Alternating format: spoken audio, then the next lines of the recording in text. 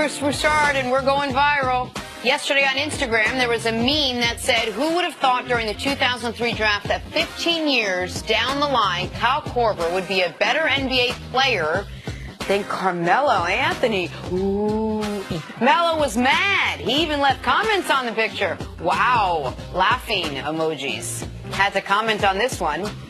Melo, of course, commenting form from his vacation home where he typically spends the postseason. Oh, shade. A little bit of shade. I'm with Melo on that one. As much as I like Kyle Korver, you think he's better than Melo at this point? Right now. Really? Right now, I would rather have Kyle Korver than Carmelo. You'd rather have Kyle Korver with LeBron. I don't even know if that's true. I wouldn't even say that's true. Kyle Korver's a better shooter, and that's all he has to do with LeBron. But Kyle Korver could never average 16 points a game. Oh, that's what if he got the number of shots he couldn't get. It's not easy to get a lot of shots in the NBA. Am I right? Okay. Just getting shots off in the NBA is a skill. I agree, and Korver talks about Iverson saying that. Do you know how difficult it is to get 30 shots? Yeah. Go ahead, Steve. Man, right now Melo can't play for Syracuse. I knew he was going to. Melo, I had your back, man. I had your back. Yeah, Melo, go back to Syracuse. You got 3 years of eligibility. Early hours, Christopher Stard. Early hours have trained me to power through fatigue. Fame, talent, and success have trained LeBron in his 15th season to do the same thing. The King dropped a game-high 26 last night, but it wasn't enough as the Celtics got the Game 5 win 96-83. LeBron, a little fatigued, a little tired, a little winded, a little respiratory. LeBron and the Cavs now find themselves down 3-2 in this series. Here is an exhausted LeBron James after the game. I have my moments, but I think everybody at this point is tired, or worn down or whatever the case may be. But still trying to make plays to help our team win, put us in position to win. And we had moments, we had an opportunity, but we didn't make enough plays. Look, this is the thing this is the situation, the problem that the Cavs have. They have one player, and everyone else sort of relies on that one player to be absolutely amazing, whether they show up or not, because it's gotten this far. But have they placed too much on LeBron? Is it all finally caught up to him, do you think, Chris Broussard? Well, he was clearly tired. He even looked tired in the post-game press conference, the way he was talking, his mannerisms. I'm not going to say they don't have enough help because I still think he can get them to the finals. But I'm going to say two things. One, this is the worst supporting cast he's had in a team in the conference finals. And I'm talking about 2007, which most people think is one of the worst teams, if not the worst team to get to the finals. But they were excellent defense. Exactly. They were a top 5 defense. You knew you could count on their defense. Home and away. Yes. That was their calling card, and then you had LeBron. And they did have 3 double-figure scores in the postseason compared to this team that's got 2. The second thing I want to say, this is an indictment, and I've defended him. I've been a defender of Kevin Love, but this is an indictment on him. He's a perennial all-star, 5-time all-star.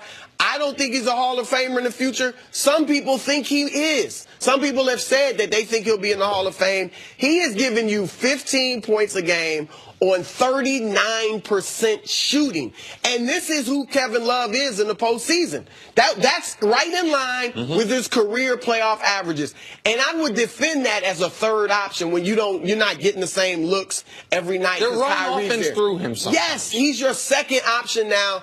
This is his opportunity to do it and prove that I'm still the Minnesota Kevin Love. I just don't need to score and do as much, and he can't do it. Right. When they made the trade, Nance Jr., Clarkson, Rodney Hood, George Hill, we thought that the oldest team in basketball was going to get more athletic.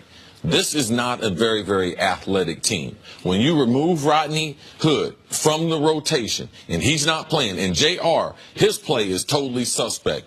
They become less athletic. They can't get up and down the court. This is an offensive-driven team. They got to be able to shoot threes, push the break to be able to generate open threes. So when they don't have that, you can't depend on their defense. You can't go through 82 games. I know we'll talk about, they went through a couple trades. They went through some rotation. But from a philosophy standpoint, it is not their philosophy to play defense. 29th, I'll keep repeating this, in the NBA during the 82-game regular. What do we expect to see in the playoffs? We expect some transformation, that the Cavs are going to be a good defense, and no, they're not a good defense. And this talent, as you mentioned, is, I mean, it's almost criminal to see LeBron, that if he decides to take a break or he gets a little winded, that the team has no chance to win. But the defense, though, while it's been terrible throughout the regular season and not much better in the playoffs, the defense wasn't the problem yesterday. The problem yesterday was the offense. Yeah, they would have taken holding Boston to 96 points.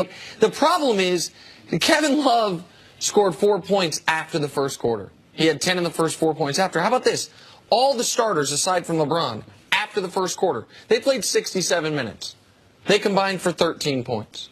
Combined. That's the starting lineup outside of LeBron, quarters 2, 3, and 4. Jordan Clarkson gets in the game. He finds a way to take 10 shots in 15 minutes, because of course he does. Your second favorite, Cav. Oh, my God. But you're not surprised by any of this. No, Lazard? hold on. This is, Jenna, it's one thing to be bad as a supporting cast. It's another, let me tell you the only times a Cavs supporting cast. But Jenna's not wrong. What do you mean? Because I've been talking about this team Every single not day. being a good team all season. So her thing is, are we surprised? No, we're not surprised, Jenna. No. Now, I'm going to tell you what we might be a little surprised. We're surprised. You know what he said in the Pacers series? Chris, you know something? The reason why I'm encouraged is because they can't play worse. And in Toronto series, that was true. That was true in the Toronto series. Oh, but that didn't end the season. Did they pass off some trophies after that? No, but that was, I said that if you're going to do that. I said that in response to you saying the Raptors were going to beat the Cavs. And I said if LeBron stays at this level, the supporting cast won't be worse. I told you in the next series, the also-rans would show up. And that's where we are now. So, Jenna, to answer your question, no, we shouldn't be surprised by this team. No. Because it was, and I said it right on this show in this chair, it was blind faith in LeBron. That was the only reason to say they're going to get to the finals. That was it. There was nothing we saw on the court outside of those first few days after the trade, right? When the young boys look good, but they just have proven they're not ready for prime time. Okay, so then I want to go back to something you mentioned yesterday that you've talked a lot about. The Cavs are now down 3-2. They're playing a Boston team that hasn't lost a home game. The supporting cast is playing terribly, right? We all agree. In order for the Cavs to make the finals, it's going to take back-to-back spectacular LeBron James games, including a Game 7 win on the road, obviously. Maybe not back-to-back, because the supporting cast has been better at home. Okay, but LeBron... He'll have to play great. LeBron's going to have to play really LeBron well has in to Game show up. 6. He's going to have to be LeBron. And then in Game 7, he's going to have to be spectacular. Yes. Yet some folks would make the argument it's better for LeBron to lose one of these games.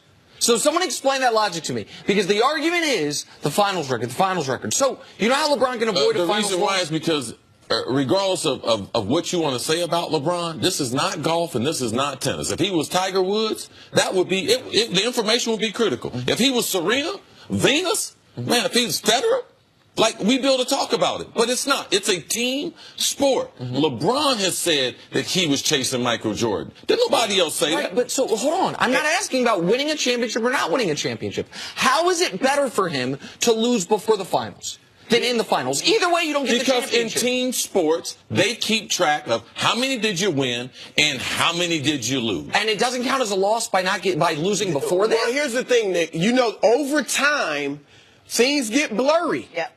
We don't think about, I'll put it this way, Michael Jordan. First of all, you've brought up, he lost in the first round. He got swept in the first round. He didn't make it his first 6 years. You're the only one that talks about that. Nobody else thinks about, he got beat in the first round. We think about 6-0. And here's the thing, when he came back from baseball and they got beat by Orlando, it actually was better for him not to get to the finals, because I get it. You always want to go as far as you can. Of course. But when we look back, if they had gotten to the finals and lost to the Houston Rockets, that mystique of Jordan never losing, being 6-0, he'd be 6-1, and it would be worse for his legacy.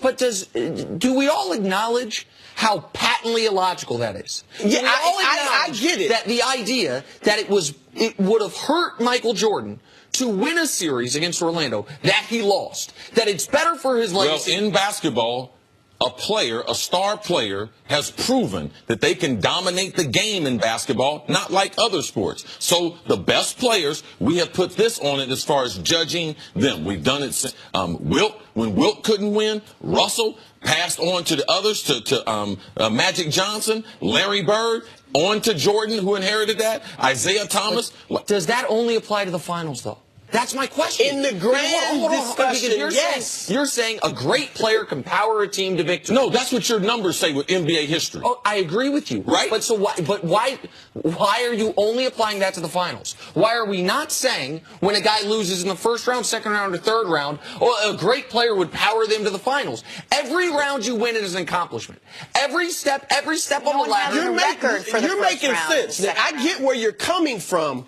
But in the discussion, years from now, nobody's going to be looking at, well, he got to the second round 8 times. So then they're going to be looking at what was your record in the NBA Finals on the biggest stage. I just want everyone on the record on this. Potentially, for LeBron's legacy, going for 50 last night and putting them in position to win the series would have hurt him. And playing poorly yesterday and losing helps him. That's where we're at. I'm not going to say that because maybe Houston wins the West and Cleveland gets there and can upset them. Assuming they're going to lose in the finals, it would have been bad for LeBron to go for 50 and win the game last night. I'm just going to tell you, I don't see one little juncture in history where people are going to say 6-0 in the finals is not more significantly better than 3-4, 3-5, 3-6, 3-7. Well, let me just ask you this, and then we can stop. What would be better for you if LeBron right now, instead of being 3-5 in the finals, is 3-5 more impressive than 3-0?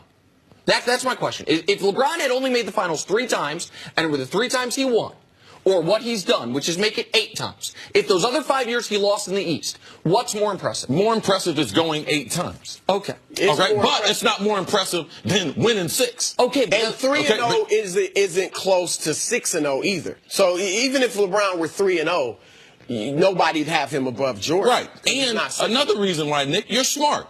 You realize it's the only way to the king. Like, you got to talk about the totality because your record is already blemished. So you record's already blemished. Like, you can't let that part of the work go. People have to stop acting like Jordan played 6 years in the league. He played 15. So, like, if he was hurt 1. The last 2, he was 40 years old. Okay. All right. So, fine. 1, he was baseball. Are going to leave it there. But you know who's someone who can talk about